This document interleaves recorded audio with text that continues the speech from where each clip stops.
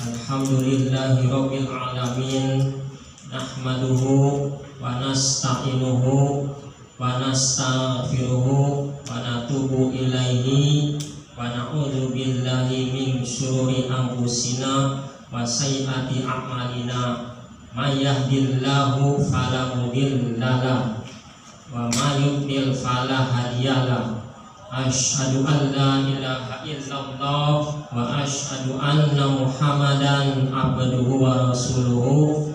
Wassalatu wassalamu ala nabiyyina Muhammadin wa ala alihi wa ashabihi wa man tabi'ahu ila yaumiddin, amma ba'du. Fa ya ibadallah, usikum wa nafsi bi taqwallahi wa ta'atihi la'allakum tuflihun. Qala Allah ta'ala fil Qur'anil Karim, a'udzu billahi minasyaitonir rajim. Ya ayyuhalladzina amanu taqullaha haqqa tuqatih wa la tamutunna illa wa antum muslimun. Ma'asyiral muslimin rahimakumullah, marilah kita bertakwa kepada Allah, yaitu dengan menjalankan segala perintahnya dan menjauhi segala larangannya. Hadirin jamaah Jumat yang berbahagia, salah satu larangan Allah yang harus kita tinggalkan adalah perbuatan zina. Allah berfirman, surat Al-Isra ayat 32, wala taqrabuz zina innahu kana fahisyatan wa sa'a sabila. Dan janganlah kalian mendekati zina, sesungguhnya zina itu adalah seburuk-buruknya perbuatan dan juga seburuk-buruknya perbuatan. Hadirin jamaah Jumat yang berbahagia, dari ayat tersebut memberi pengertian bahwa untuk mendekati zina saja kita dilarang oleh Allah Subhanahu wa ta'ala, apalagi kita melakukannya, pasti Allah akan sangat murka besar kepada kita. Hadirin jamaah Jumat yang berbahagia, pada zaman tabi'in ada seorang pemuda yang gagah dan tampan. Suatu ketika ia ingin pergi ke masjid untuk menunaikan sholat subuh berjamaah. Namun ketika ia melewati rumah seorang wanita yang sangat cantik dan kaya raya, ia dijebak.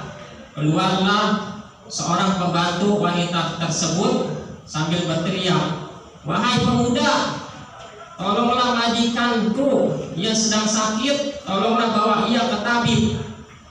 Tanpa berpikir panjang, ini pemuda menolongnya lalu masuk ke dalam rumah. Namun ketika ia sampai di dalam rumah, pintu rumah langsung ditutup rapat oleh wanita tersebut sambil berkata, "Wahai pemuda, jika kau ingin keluar dari rumahku, kau harus berzina denganku." Dengan penuh rasa takut kepada Allah, ini pemuda menolaknya. "Wahai fulan, aku tidak akan berzina dengan kau karena aku takut akan azab Allah." Karena sudah dirasuki oleh hawa nafsu dan setan, ini wanita berkata kepada pemuda tersebut, "Wahai pemuda, jika kau tidak mau berzina kepadaku, maka aku akan berteriak bahwa kamu sudah masuk ke dalam rumahku dan ingin memperkosaku." Lalu dengan penuh kebingungan, ini pemuda berdoa kepada Allah sambil memohon perlindungan dan pertolongan. "Ya Allah, dari dulu hamba sudah menghindar, sudah menjauhi dari perbuatan zina. Namun pada saat ini hamba telah terjebak oleh tipu daya setan untuk melakukan perzinahan." Maka diberilah rasa mules oleh Allah perut si pemuda tersebut, dan pemuda tersebut berkata kepada wanita tersebut, "Wahai fulan, aku ingin berzina kepadamu, tapi izinkan dulu aku untuk buang air besar." "Baiklah," kata wanita tersebut, "kamu lurus, di situ ada pintu, di situ tempat buang air besarnya." Lalu setelah ini pemuda selesai buang air besar, dia mendapatkan petunjuk dari Allah Subhanahu wa Ta'ala untuk membalurkan seluruh tubuhnya dengan kotoran istinjanya. Ia pun membalurkan seluruh tubuhnya dengan kotoran istinjanya, dan ia pun keluar dari tempat buang air besar. Betapa terkejutnya wanita tersebut. "Wahai pemuda, begitu kotor dan joroknya kamu." "Iya, memang keadaanku seperti ini. Jika kamu ingin berzina kepadaku, ya aku seperti ini. Dasar kau orang gila, keluar kau dari rumahku." Lalu pemuda tersebut keluar dan sujud syukur kepada Allah Subhanahu wa Ta'ala karena telah terhindar dari jebakan tipu daya setan untuk melakukan perzinahan. Hadirin jamaah Jumat yang berbahagia, Ja'far Abu Thalib sebelum masuk Islam tidak pernah melakukan perbuatan zina. Beliau berkata, "Aku tidak suka jika ada orang lain merusak kehormatanku, dan aku pun tidak mau merusak kehormatan orang lain. Hati-hatilah dengan perbuatan zina, karena orang yang melakukannya akan mendapatkan 6 penderitaan. 3 penderitaan akan ia dapatkan di dunia, dan 3 penderitaan lagi akan ia rasakan di akhirat.